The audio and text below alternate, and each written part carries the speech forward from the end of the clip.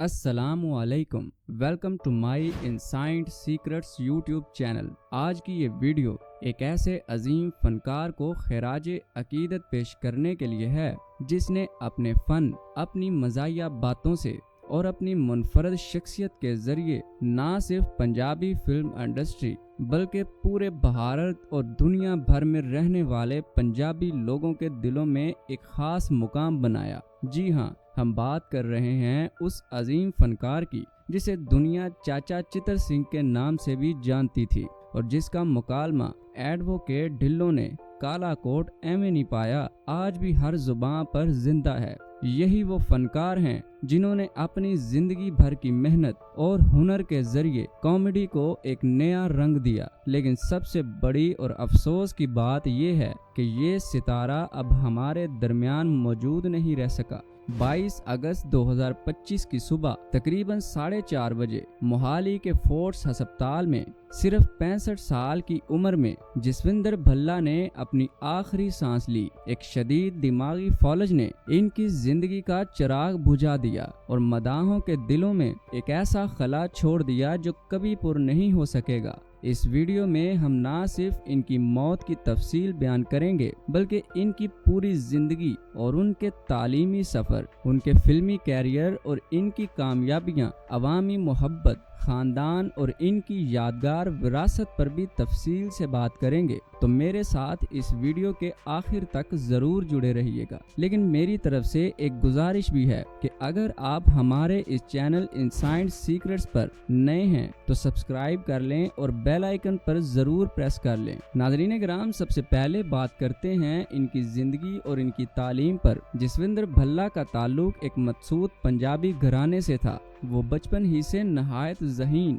हंसमुख और खुश इखलाक भी था। इनके वालिदैन ने इनकी तालीम पर ख़ास तवज्जो दी थी और इन्हें हमेशा आगे बढ़ने की तलकीन की। वो महज एक कॉमेडियन नहीं थे बल्कि एक इंतहाई तालीम याफ्ता इंसान भी थे। इन्होंने सबसे पहले अपनी ज़िंदगी में एक्सटेंशन एजुकेशन में PhD की डिग्री हासिल की थी, जो एक बहुत ही मुश्किल और मेहनत तलब शोबा है। ये इस बात का सबूत है कि वो जिंदगी को ना सिर्फ मजाक तक महदूद रखते थे बल्कि तालीम और सीखने के अमल को भी अपनी जिंदगी में बहुत बड़ी अहमियत देते थे। जिसके बाद इन्होंने अपनी काबिलियत के बलबूते पर पंजाब एग्रीकल्चर यूनिवर्सिटी में मुलाजमत इख्तियार की। इब्तदा में बतौर असिस्टेंट प्रोफेसर तैनात हुए थे और आहिस्ता आहिस्ता अपनी मेहनत और काबिलियत से तरक्की करते करते हेड ऑफ डिपार्टमेंट के ओहदे तक पहुंच गए।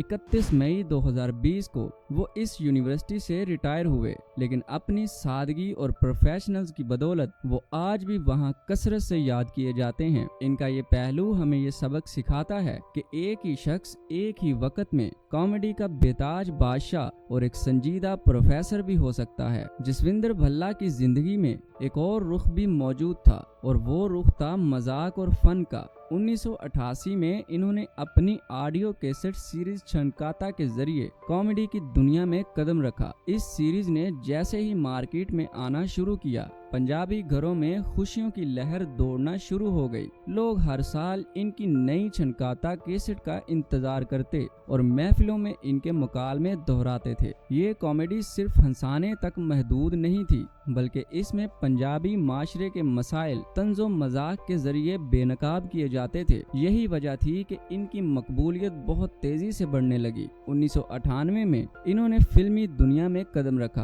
और अपनी पहली फिल्म दुल्ला भट्टी में अदाकारी की। ये फिल्म तो कामयाब हुई ही, लेकिन इसके बाद जसविंदर भल्ला ने एक के बाद एक यादगार किरदार बेहतरीन अंदाज में अदा किया। वो हर किरदार में अपनी जान डाल देते थे। इनके डायलॉग, इनकी आवाज के अंदाज और इनके चेहरे के तासुरात ऐसे होते थे कि जिनको सुनने के बाद लोग कहकहे लगाने पर मजबूर हो जाते थे। प्यारे दोस्तों, अब बात करेंगे इनकी कामयाब फिल्में और मशहूर किरदार के बारे में। अगर जसविंदर भल्ला की फिल्मों की بات کی جائے تو یہ ایک لمبی فرصت ہے، لیکن ان میں سے چند فلمیں اور کردار ہمیشہ کے لیے یادگار رہیں گے۔ جیسے مثال کے طور پر کیری آن جٹا سیریز میں ان کا کردار ایڈوکیٹ ڈھلوں سب سے زیادہ مقبول ہوا۔ ان کے مکالمے آج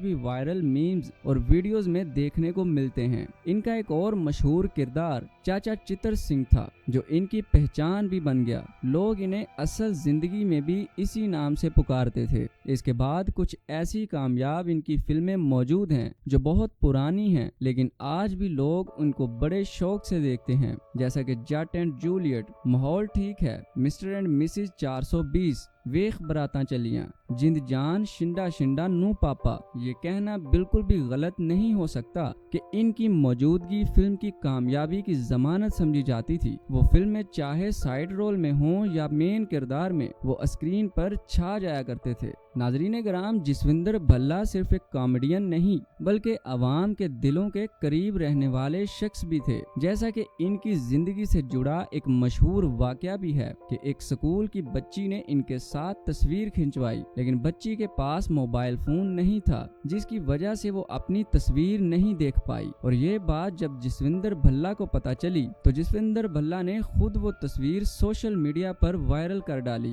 تاکہ وہ بچی اپنی تصویر دیکھ سکے۔ یہ واقعہ ان کی نرمی اور محبت بھری شخصیت کو ظاہر کرتا ہے۔ ان کے ساتھی اداکار اکثر یہ بات کہتے ہیں کہ جسوندر بھلا کبھی سکرپٹ پر زیادہ انحصار نہیں کرتے تھے، وہ اپنے دل و دماغ سے مکالمے ادا کیا کرتے تھے اور اپنی خود کی سوچ پر یقین رکھتے تھے، اور یہی وجہ ہے کہ ان کی کامیڈی کبھی مصنوعی نہیں لگتی تھی بلکہ زبان سے نکل کر سیدھی ہر دیکھنے والے کے دل تک جا پہنچتی تھی۔ پیارے دوستو، اب بات کریں گے کہ ان کی موت کیسے اور کب واقع ہوئی۔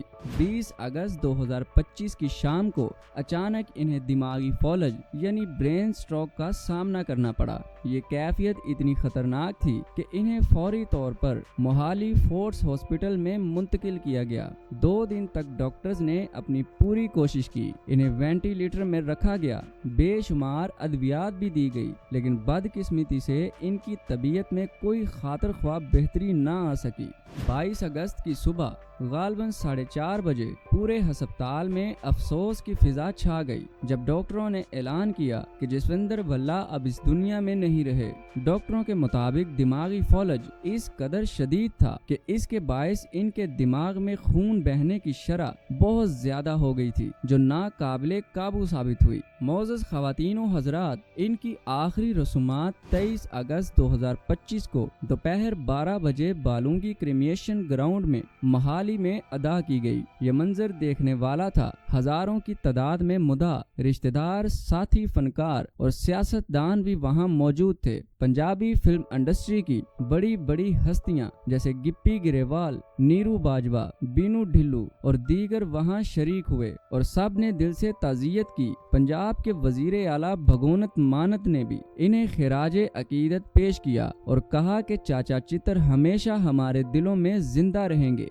پیارے دوستو، جسوندر بھلا اپنی فیملی کے بہت قریب تھے۔ ان کی اہلیہ پرم دیپ بھلا ایک فائن آرٹسٹ ٹیچر ہیں۔ ان کے بیٹے پخراج بھلا نے بھی اداکاری اور گلوکاری میں اپنا نام بنایا ہے۔ بیٹی آشپریت کور ناروے میں رہتی ہے۔ ان کی اچانک موت نے پورے خاندان کو ہلا کر رکھ دیا، لیکن ساتھ ہی دنیا بھر سے ملنے والی محبت اور دعاؤں نے ان کے خاندان کو سہارا دیا۔ جسوندر بھلا کا فن ہمیشہ زندہ رہے گا۔ انہوں نے پنجابی کامیڈی کو ایک نئی شناخت دی۔ Carry on Jata film series کو کلٹ کلاسک بنانے میں ان کا کردار بنیادی تھا۔ ان کی آخری فلم شنڈا شنڈا نو پاپا 2024 میں ریلیز ہوئی تھی، جس میں انہوں نے اپنی اداکاری کو لوہے کی مانند لوگوں سے منوایا۔ مداح کا یہ کہنا ہے کہ وہ صرف ایک فنکار نہیں بلکہ ایک عہد بھی تھے۔ دوستو، جسوندر بھلا کی زندگی ہمیں یہ سکھاتی ہے کہ فنکار وہی ہے جو نہ صرف لوگوں کو ہنسائے